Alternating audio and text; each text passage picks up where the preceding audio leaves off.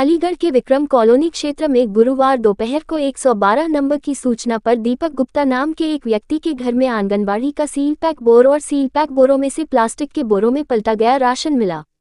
दीपक गुप्ता धौरा माफी थाना कोसी क्षेत्र के अंतर्गत एक राशन की समिति की दुकान पर सेल्समैन का कार्य करता है, जिसके द्वारा पूर्ति विभाग के इंस्पेक्टर को बताया गया कि सरकारी बोरों से प्लास्टिक के बोरों में पलटने का कारण खाली हुए बोरों की बचत है, जिससे भाड़े का खर्चा निकल आता है।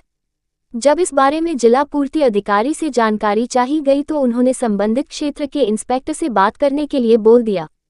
इंस्पेक्टर दिनेश कुमार के द्वारा छापामार कार्रवाई के विषय में सरकारी बोरों से प्लास्टिक के बोरों में राशन पलटने को गलत बताया गया और संबंधित सेल्समैन के खिलाफ रिपोर्ट प्रेषित होने पर कार्रवाई की बात भी की गई है, जिसमें सबसे बड़ा सवाल यह उठता है कि आखिर जब विभाग के द्वारा अन्य माफियाओं पर छापेमारी की कार्रवाई की जाती है तो वहां से बरामद सिर्फ और सिर्फ प्लास्टिक के बोरों में खुला हुआ राशन बरामद होता है, जबकि इस मामले में सेल्समैन के घर से ही पूर्ति विभाग की सील लगे हुए बंद बोरे एवं उन बोरों में से भरे गए प्लास्टिक के एक बराबर वजन के कट्टे भी बरामद हुए हैं। तो फिर किस लिए इस सेल्समैन से आदर सम्मान के साथ बात की जा रही थी?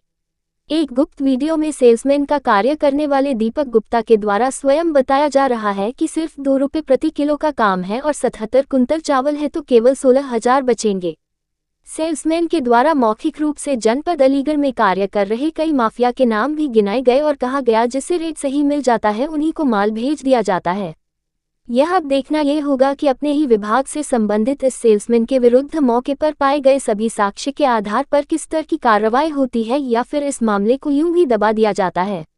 मामले की शिकायत डीएम साहब के यहाँ भी की गई है। पुलिस के माध्यम से कि यहाँ पे एक उचित दर विक्रेता हैं दीपक, जो कि राशन की दुकान चलाते हैं।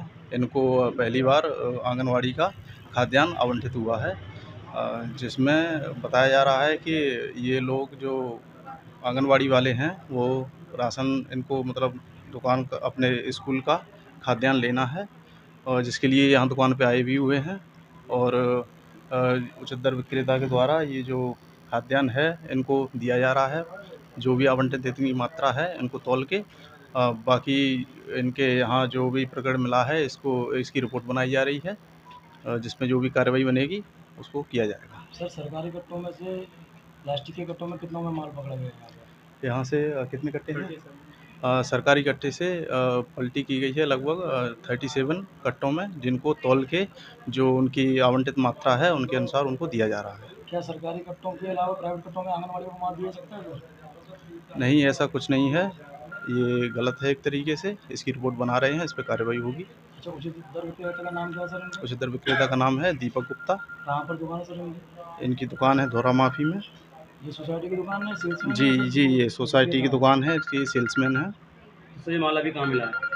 ये माल मिला है विक्रम कॉलोनी में इनके घर पे। चूँकि इनको पहली बार आवंटित हुआ है यह माल, इसलिए यहाँ के ये क्या नाम है आंगनवाड़ी कार्यकर्ती हैं ये, तो यहीं से लेने आई हैं।